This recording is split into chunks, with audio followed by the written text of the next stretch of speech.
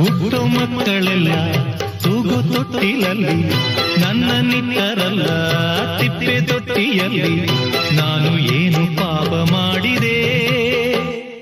ಅರ್ಧರಾತ್ರಿಯಲ್ಲಿ ಅರ್ಧ ನಿದ್ದೆಯಲ್ಲಿ